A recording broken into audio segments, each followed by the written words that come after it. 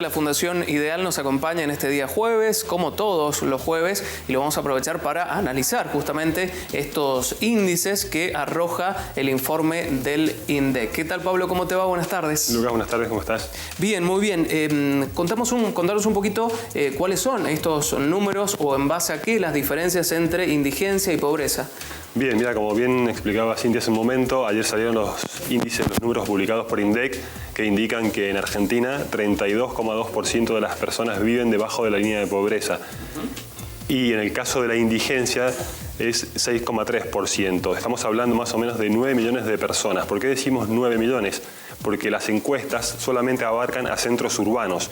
Si luego extendemos estas encuestas, esta proporción al resto del país, es decir, a zonas rurales, estaríamos hablando aproximadamente de unos 13 millones de pobres. ¿Por qué hablamos de dos líneas diferentes, líneas de indigencia y líneas de pobreza? Porque se utilizan dos canastas diferentes para medir estos niveles. Es decir, lo que hace el INDEC es tomar una canasta básica alimentaria que reúne las condiciones nutricionales básicas necesarias para un adulto durante un mes.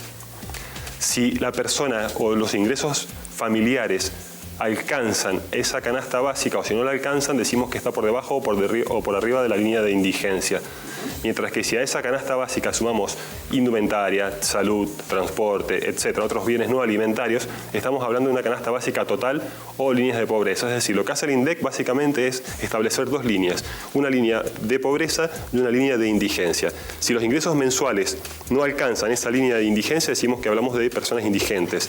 Y si los ingresos familiares no alcanzan esa línea de pobreza, hablamos de niveles de pobreza. Bien, ¿cómo se mide la pobreza por un lado y la indigencia por el otro? Justamente estas dos líneas que hacen marcar los límites es tomar como referencia la canasta básica alimentaria, donde exclusivamente tomamos alimentos, nada más. Y la otra línea que pone de referencia son justamente esta canasta alimentaria más otros bienes. Entonces, si los hogares no llegan a esos dos límites, hablamos de que se encuentran por debajo de esas líneas, o de pobreza o de indigencia.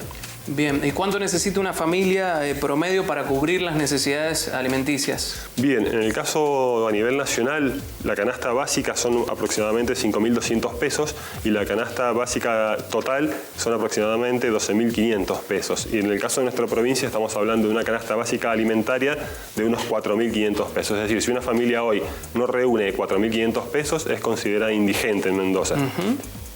Bien, te quería pedir tu opinión, Pablo, como economista respecto a los últimos planteamientos que han hecho desde el Ejecutivo Nacional cuando, bueno, se conocen estos números que arroja el INDEC. Puntualmente la ministra de Desarrollo, que dijo que de alguna u otra manera esto se debía porque en los gobiernos anteriores se han aplicado políticas de emergencia social, se ha hecho mucho foco sobre eso, pero no se ha trabajado en políticas de mediano y largo plazo, ¿no? ¿Cuál es tu opinión? Y es así, coincido en este caso, porque el tema de la pobreza, el tema de eliminar o combatir la pobreza es un problema estructural, es decir, es un tema que lleva años o décadas en cualquier país del mundo y lamentablemente nosotros, a pesar de no tener números oficiales, se venían manejando estos porcentajes tan elevados, ¿no?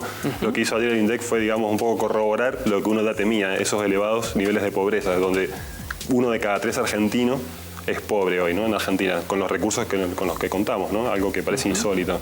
Bien. Pablo, muchas gracias. Será hasta el próximo jueves. Un gusto, hasta la próxima semana.